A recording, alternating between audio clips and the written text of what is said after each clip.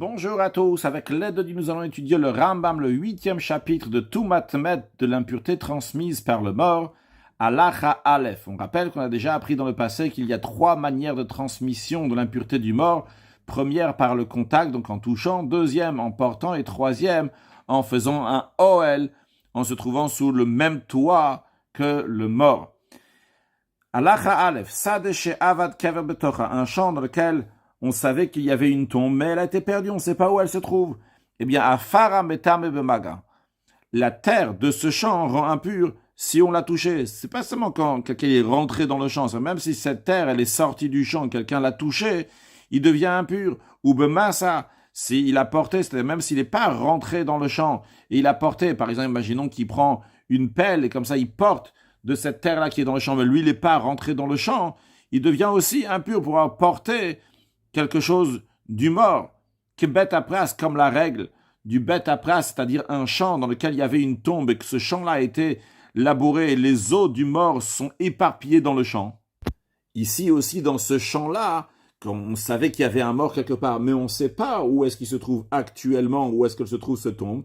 On craint chez Manidosh à Kaverba que peut-être la tombe qui était à l'intérieur de ce champ a été labourée, donc par cela, ses os se sont éparpillés dans le champ. Et donc, il y a des os qui ont la taille d'un grain d'orge dans la terre de ce champ. On a déjà appris que lorsqu'il y a Etzem qui seora, la taille d'un grain d'orge, d'un os de mort, ça rend impur la personne qui touche ou qui va la porter. C'est la raison pour laquelle que quelqu'un qui va toucher la terre de ce champ, qui va porter la terre de ce champ, il va devenir impur. Donc ça, c'est en ce qui concerne l'impureté de Maga et Massa, du contact et de porter.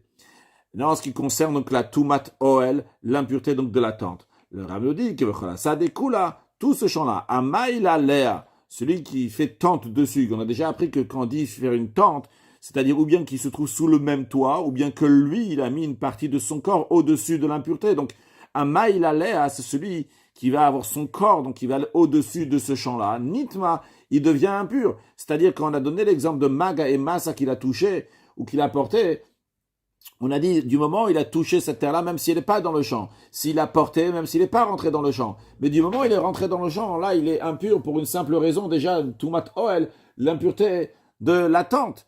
Et s'il a mis une tente dans ce champ-là, Nitma Kol Sheesh Boel, tout ce qui est dans la tente devient impur, comme la loi que lorsqu'il y a un mort et il y a un toit au-dessus du mort, tout ce qui se trouve en dessous de ce toit avec le mort devient impur. Shema Oel Shemit Beotasade, la raison pourquoi on dit que tout ce qui est en dessous cette tente-là devient impur, parce que peut-être cette tente-là qu'il a mis dans le champ, à la Keverumail, peut-être, elle est au-dessus de la tombe qu'on ne sait pas où elle se trouve, donc peut-être justement cette tente-là se trouve juste au-dessus de la tombe, donc tout ce qui est en dessous est impur. Alachabet, Banababait, si dans ce champ-là il a construit une maison, quand on dit une maison ici, c'est-à-dire un rez-de-chaussée, Ve'alial Gabav, et un étage au-dessus de ce rez-de-chaussée. Comme on peut le voir dans cette image. Et nous allons voir qu'il y a une différence où est-ce que se trouve la porte d'entrée du rez-de-chaussée et celle du premier étage. Si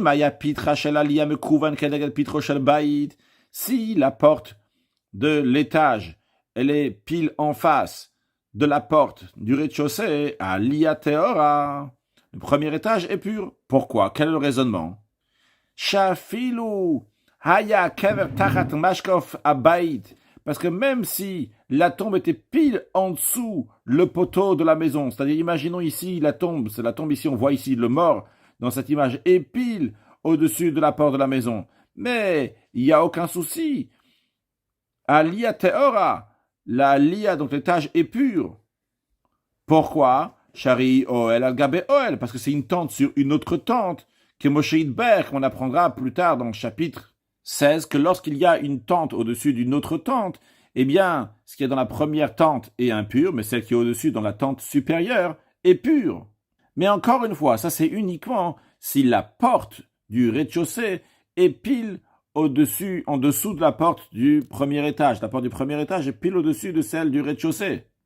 Donc, lorsque l'impureté du mort va monter, même par ce mashkor, par ce halal, par cet espace-là, il va se bloquer dans ce premier étage, dans ce rez-de-chaussée, et il va pas monter au premier étage. En revanche, et si la porte n'était pas pile au-dessus, qu'on peut voir ici, il y a une porte donc pour le premier étage, et il y a une autre porte pour le deuxième étage, pour le rez-de-chaussée, ils ne sont pas l'un au-dessus de l'autre. Dans ces cas-là, afaliyat mea, même le premier étage est impur. Pourquoi? Shema skupatali à la cave, parce que peut-être la skupa, le seuil de la alia du premier étage se trouve au-dessus de la tombe.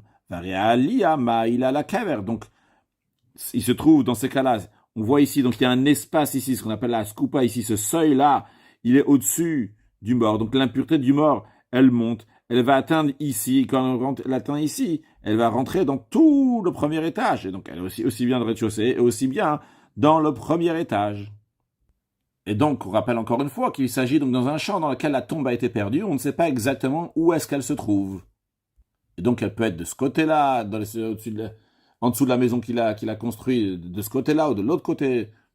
Halacha Gimel, Vesadezo, ce champ-là dans lequel la tombe a été perdue, on ne sait pas où elle se trouve. Muta lizoa betocha kolzer, on a le droit de semer toute graine, les fichiers en cherche zraï magim à la kever, parce que les racines de semences n'atteignent pas la tombe, ils ne sont pas si profonds et larges. On n'a pas le droit de planter des arbres fruitiers, parce que les racines peuvent atteindre le cadavre.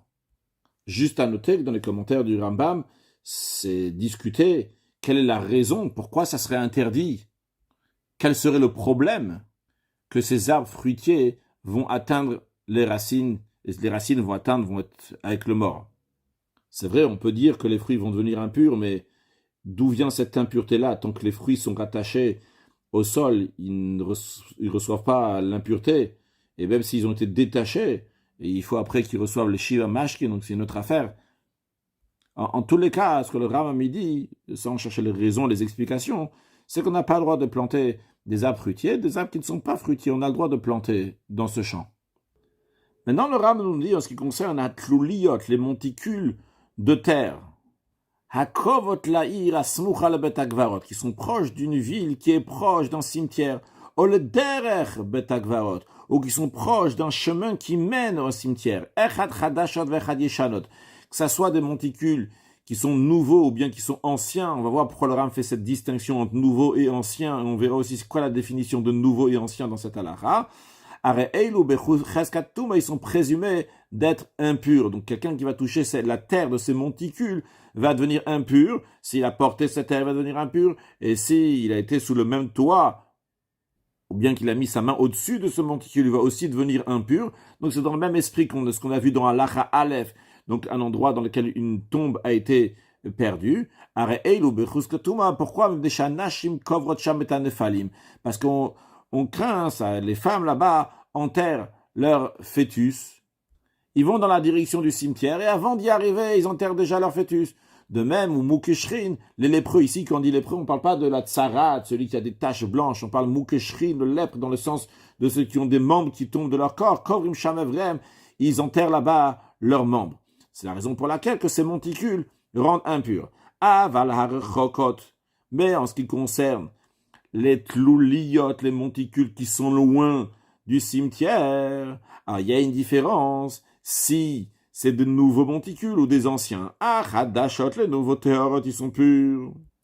Parce que vu qu'ils sont loin du cimetière, il n'y a pas lieu de dire qu'une femme va aller jusqu'à là-bas pour enterrer son fœtus, ou bien que le lépreux va aller là-bas pour enterrer ses membres. Mais verhayeshanot, ceux qui sont anciens, tmeot, ils sont impurs. A priori, ils sont loin. Alors s'ils sont loin, qu'est-ce qu'on a à faire? S'ils sont vieux ou ils sont nouveaux, ça doit être comme les nouveaux aussi, comme les nouveaux monticules. La raison, elle est, Shema hayu krovot mirshechava, parce que peut-être, dans le passé, ces monticules étaient proches d'une ville qui a déjà été détruite. Ou bien un chemin qui amenait au cimetière, et que maintenant, il n'amène plus au cimetière, et qu'à l'époque, il y a des femmes qui ont mis là-bas leur fœtus, et il y a des lépreux qui ont mis là-bas leurs membres.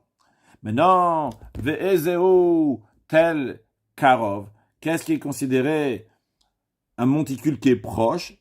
S'il n'y a pas un monticule qui est plus proche du cimetière, c'est celui-là qui est proche. Veyashan, deuxième définition, pas deuxième, mais deuxième point pour la définition de Yashan, que ça veut dire un monticule qui est ancien. Chez Ein Adam Zocho, qu'il n'y a personne qui se rappelle quand est-ce que ce monticule s'est fait. Halacha Dalet, Zde Bochin, un champ de pleurs. Makom Akarov Levek Varot, c'est quoi ce champ de pleurs? C'est un endroit qui est proche du cimetière. Chez Anashim Yoshvot Shamu Bochot, que les femmes, quand ils vont enterrer le mort, s'assoivent là-bas et ils pleurent. Ils pleurent pour le mort. Bien que sa terre est pure, il n'y a pas de raison, il n'y a pas de présomption qu'il y a une impureté là-bas. On n'est pas au courant en tous les cas qu'il y a une impureté. Quand même, en notim auto, on ne va pas le planter avec des arbres. En zorimoto, on ne va pas planter avec des graines. On ne va pas semer des graines. Quelle est la raison chez le Hargil Reg et Adam Sham pour pas habituer les pieds des gens là-bas, c'est-à-dire pour pas habituer les gens à s'y rendre dans cet endroit-là. Shema Yesham Touma, parce que peut-être là-bas il y a une impureté même qu'on n'est pas au courant, des Shoukarov le Batakvarot, par le fait qu'il est proche du cimetière.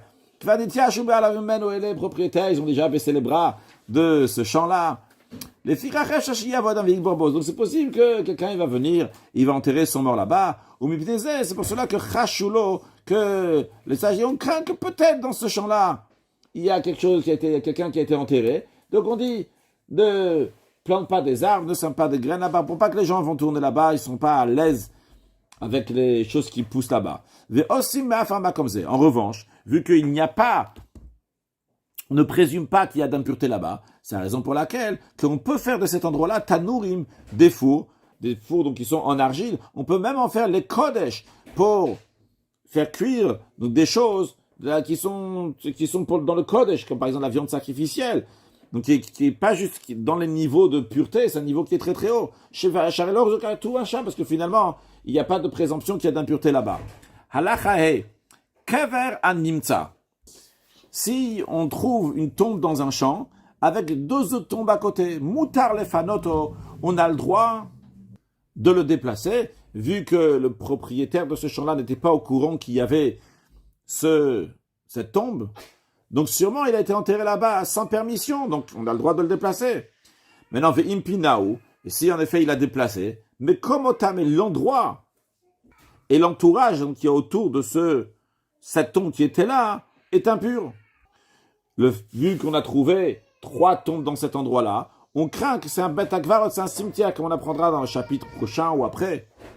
Ve'asoba naya, on n'a pas le droit d'en profiter. C'est-à-dire, comme tous les cimetières, qu'on n'a pas le droit de boire, de manger là-bas, de se comporter avec légèreté d'esprit, Hachi Badek, jusqu'à qu'on va examiner est-ce que ça a les critères d'un cimetière, comme on apprendra dans le prochain chapitre.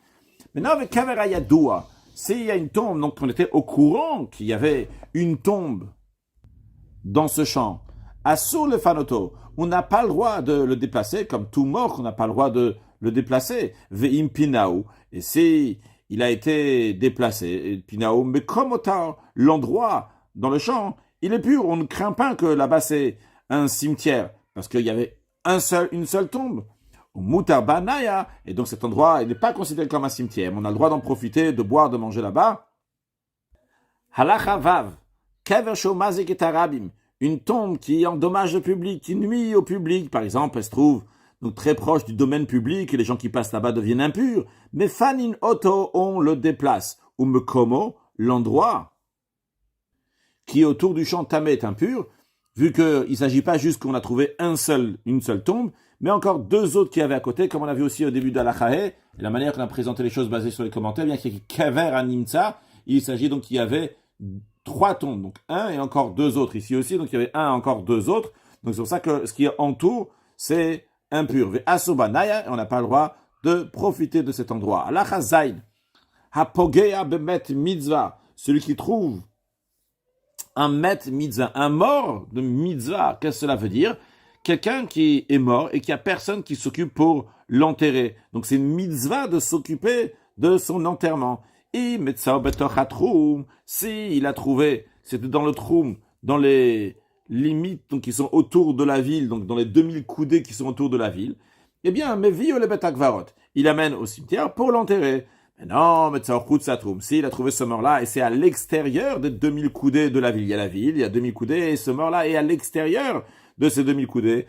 Afil au betors de Karkom, même s'il a trouvé dans un champ de safran, donc qui coûte extrêmement cher, c'est une épice qui est rare, qui est chère, eh bien, la loi elle est que Kana Mekomo, ce mort-là, il acquiert son emplacement, et il va être enterré dans l'endroit où on l'a trouvé. Non, si il a trouvé le mort sur l'allée, sur le chemin qui est entre deux champs. Alors là, il va pas l'enterrer sur le chemin, mais Bessal Kolitzdan, il va le déplacer sur le côté. Il va l'enterrer ou bien sur le champ à droite, ou bien sur le champ à gauche. Alors comment on va décider dans quel champ l'enterrer? Eh bien, si on avait un Sde Bour Mitzadze ou Sde Nir Mitzadze, si on avait un champ qui n'est pas labouré d'un côté et un champ qui est labouré de l'autre côté, Kovre Bisdebour, il va l'enterrer dans le champ qui n'est pas labouré. Sdenir ou Sdezera, s'il y a un champ qui est labouré et un champ qui est ensemencé, Kovre, il va l'enterrer. Bisdenir dans le champ qui est labouré, qui n'est pas semé. Si d'un côté on a un Sdezera, un champ qui est semé, de l'autre côté on a un Sdekerem, un champ dans lequel se trouvent des vignes, Kovre, Bisdezera, il va l'enterrer dans le champ qui est ensemencé. Mais non, si d'un côté il y a un Sde Ilan, un champ dans lequel il y a des arbres, et d'un autre côté, ou Sde Kerem, un champ dans lequel se trouvent des vignes. Kovre, Sde Kerem, il enterre dans le champ dans lequel se trouvent des vignes. Pourquoi? Mais peut-être, parce que s'il va l'enterrer dans le champ où il y a les arbres, ils ont des grandes branches, et ça va faire plein de Oel, plein de tentes, parce que c'est-à-dire que le mort qui se trouve tous ces branches-là, il va faire un Oel, une tente pour tous ceux qui passent en dessous de ces branches, ils vont se trouver sous le même toit que le mort, sous les mêmes branches que le mort. Hayushnem Shavil, maintenant, si les deux champs étaient les mêmes, à droite et à gauche, des deux côtés, mais ça, quand les il va le déplacer pour l'enterrer dans le côté qui veut, il n'y a aucun des propriétaires du champ qui veut dire qu'il n'est pas d'accord. Halachachet, kaver animsa, une tombe qui a été découverte, on ne savait pas qu'il y avait une tombe, et tout d'un coup, on dit, il y a une tombe ici, bien, mais Tam et la Mafer rend impur tout, rétroactivement.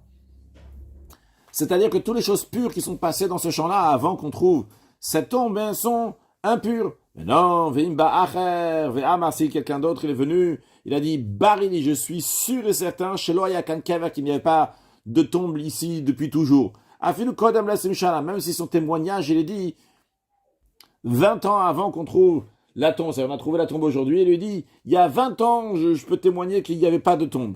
Eh bien, eh bien, cette tombe la rendrait impure, mais uniquement à partir du moment où on l'a trouvée, et on va même pas dire que ça devient impur, donc tout ce qui est passé rétroactivement là-bas depuis 20 ans. Halachatet, que la motze kever, tout celui qui trouve une tombe au maître, quelqu'un qui trouve un mort, ou bien quelque chose qui rend impur, si on se trouve sur la même toit, donc, et qui vient du mort, par exemple, une chair d'un être humain qui est mort, donc sur lequel il y a un kazaït, au volume de nos livres, on a appris que si on se trouve sur la même tente, ça va devenir impur. Ce que Rav veut nous dire ici, donc il a le devoir de le marquer. Pourquoi? Pour pas que ça va être une embûche pour d'autres personnes. Des gens vont devenir impurs. Et en effet, de la fête de Pessah, il y avait des délégués qui sortaient du tribunal et tsayen à la gvarot pour aller marquer les tombes. Non, le Rav nous dit quelques règles à propos de ce marquage de tombes. Si quelqu'un il trouve, il y a pile un kazaït, le volume d'une olive, donc le volume de 27 cm3 de chair d'un mort, qui rend impur en effet, si on se trouve sous le même toit. Eh bien, quand même, s'il y a pile un kazaït, eh bien, on ne va pas marquer cela. Pourquoi? Le fichier Sofoyer Sarbaharet. Parce que il va finir par diminuer, ou bien il va s'effriter, ou bien il va se sécher, il y aura moins. Et il ne sera plus un kazaï bientôt. Bien, encore un point. Ou bah même Etzaïn, avec quoi on fait ces marques? Réponse, Bessid, avec de la chaux qui a la couleur blanche. Même Maché, il va la mélanger avec de l'eau, comme ça, on va faire encore plus blanc, et il va verser sur l'endroit où se trouve l'impureté. Encore un point, on ne met pas uniquement pile ce marquage que sur l'endroit où se trouve l'impureté. Et là, il faut que ça dépasse, mikan d'un côté de l'autre, betside atuma, sur le côté. Pourquoi? Pour pas causer la perte des taharot, des choses qui sont pures. C'est-à-dire que si quelqu'un, il avance, et il se trouve déjà au-dessus de l'impureté, il vient de réaliser qu'il est au-dessus de l'impureté. Alors, on veut dépasser un peu cette couleur-là, cette chaux-là, pour que la personne, avant qu'elle arrive sur l'impureté, va réaliser qu'il y a ici quelque chose qui est impur. D'un autre côté, on va pas à l'extrême non plus. On va pas mettre le marquage très loin de l'impureté chez l'Olav, c'est la terre d'Israël, pour pas causer la perte de la surface de la terre d'Israël. Si on va mettre de la chaux comme s'il y avait des morts en dessous, alors que c'est assez loin du mort. Encore une chose, le Ram le dit, Ven Metzaim à la Vadayot. On va pas faire un marque pour signaler les endroits dont l'impureté, elle est évidente, comme par exemple un cimetière, Sharen Yidouin la colle, parce que ils sont évidentes pour tout le monde sait que là-bas, il y a de l'impureté, ils vont pas aller là-bas avec des choses qui sont pures. Elle a la Sekot, ces signes-là sont faits uniquement sur les endroits, donc il y a un doute. Par exemple, un champ dans lequel il y a une tombe qui a été perdue, on ne sait pas où elle se trouve. De même les arbres, qui leurs branches se trouvent au-dessus du domaine public, ou bien des grandes pierres qui se trouvent donc au-dessus du domaine public, et il y a en dessous, dans un certain endroit, sous ces branches-là, sous ces arbres-là, sous ces pierres-là, on sait qu'il y a une tombe, il y a une impureté, et on ne sait pas sous laquelle. Alors par doute, on va faire un marquage sur tous ces arbres-là, en dessous les branches de ces arbres-là, et en dessous ces pierres. Avant de continuer Halacha Yud, rappelons ce que nous avons appris dans Perik Bet, Halacha Tetzain, que lorsqu'il y a un champ qui a été labouré, il y avait un tombe là-bas qui a été labouré, et que les os sont perdus, donc comme on l'a mentionné aussi tout à l'heure, ça s'appelle un Bet Apras. Juste rappeler la loi du Bet Apras, c'est que la terre rend impure par contact et en le portant, mais elle ne le rend pas impure par le Oel, par l'attente. C'est d'ailleurs la raison pour laquelle aussi que le Rambam dans Halacha Aleph, il disait que ce champ-là dans lequel on a perdu une tombe rend impure, bemaga ou bemasa, comme le Bet Apras. Et après, le Rambam, il a parlé d'un deuxième, et il dit en plus de ça, ce champ-là, il est aussi Oel, et il ramène donc encore la raison pourquoi. Donc, c'était deux étapes différentes. Parce que si c'est comme le Bet Apras, c'est bemaga ou bemasa, ça rend impur uniquement par le contact et en le portant. Maintenant, Halacha Yud. Matzah Sadeh Metsuyenet. Quelqu'un, il a trouvé un champ qui a été marqué. Mais Ven Yadoua Mativa. Il ne sait pas la nature de ce champ. Il ne sait pas la nature de ce champ. Il ne sait pas si ce champ-là a été labouré après qu'il a été marqué. Et donc, dans ces cas-là, ça rend plus impur par l'attente parce que c'est comme un Bet Apras, donc, qu'il a été labouré, qu'il a été remué. Et donc, il rend impur uniquement Bemaga ou Bemasa, uniquement par le contact et en portant, mais non pas Be'oel. Ou bien, vu que cette personne-là, c'est pas Mativa et c'est pas la nature de ce champ, il dit peut-être ce champ-là n'a jamais été labouré, donc ça rend impur aussi par l'attente, comme un champ dans lequel on a perdu une tombe là-bas. Alors, quelle est la règle? Imen Bailanot, si dans ce champ-là, il voit qu'il n'y a pas d'arbres qui sont plantés là-bas, Beyadoua, eh bien, ça lui clarifie chez Avad Bakever. Ça veut dire que là-bas, il y a une tombe qui a été perdue. C'est la raison pour laquelle ils n'ont pas planté d'arbres, parce qu'on n'a pas le droit de planter un arbre dans un champ qu'une tombe a été perdue. Yesh Bailanot, c'est il y a des arbres, Beyadoua Shanachash Bakever. Ça veut dire que la tente, que la tombe a été labourée, c'est-à-dire le champ a été labouré avec la tombe qui est là-bas, qui est Moshe Hilber, comme on apprendra dans le chapitre 10. Halacha Yudalef, Matza Even Achat Mitsuyenet, si quelqu'un trouve une pierre qui est marquée donc avec de la chaux, donc qui est un signe, donc en dessous il y a de l'impureté, eh bien, la règle elle est que uniquement Tarté Atame, uniquement en dessous cette pierre-là, donc c'est impur. Maintenant, Hayush Taim, s'il y avait deux pierres sur lesquelles il y avait de la chaux, ces deux pierres étaient l'une à côté de l'autre, Im Yashsid Benem, s'il y a de la chaux entre les deux pierres, Benem Tame, c'est que c'est entre les deux pierres que se trouve l'impureté. Im Ensid Benem, s'il n'y a pas de chaux entre les deux, El al Rachem, uniquement au sommet de ces deux pierres-là, alors ça dépend. Im Yesh Cheres Benem, s'il y a des pierres en terre cuite, en argile, entre les deux pierres, Taor, c'est pur. Car cela prouve, chez Enze, El Abinyan, ce n'est pas ici des pierres on a mis de la chaux pour faire le marquage, mais tout simplement pour construire. car les pierres et la chaux qu'il y a avec le cheres, l'argile, eh bien, ils sont restés d'une construction qui a été détruite. On sert bien des pierres avec de la chaux, avec de l'argile, avec de la terre cuite pour construire. Donc, s'il y a aussi de la terre cuite entre les deux, eh bien, c'est une construction qui a été détruite. Mais non, s'il n'y a pas de terre cuite entre ces deux pierres sur lesquelles il y a de la chaux, et la chaux était étalée sur le sommet des deux pierres, dans ces cas-là, donc, c'est une preuve que c'est bien un marquage, et l'endroit qui est sous les pierres est impur. Mais quand on dit en dessous les pierres, c'est uniquement sous les pierres et non pas entre les pierres. Maintenant, matzah metzer echad. Si quelqu'un, il a trouvé une bordure d'un champ qui est betsuyan, qui est marqué avec de la chaux, donc ce qui prouve qu'il y a de l'impureté. Alors, qu'est-ce qui est impur ici? C'est le champ qui est impur ou ce metzer ou bien cette bordure? Eh bien, la réponse elle est hutame. Cette bordure elle est impure. Vechola sadeteor. Tout le champ il est pur.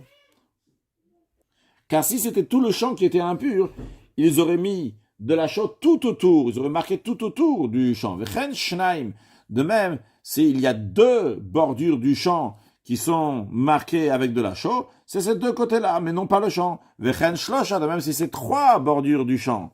Non, si les quatre bordures du champ sont marquées, eux, ils sont purs, les bordures sont pures, le champ, lui, il est impur. Et on ne dit pas qu'il y a juste certaines parties du champ qui sont impures, parce que si elles sont certaines parties, on n'aurait pas éloigné le marquage de l'endroit de l'impureté, et qu'on ne veut pas, on a dit, perdre la surface, causer de la perte de la surface d'Eretz Israël.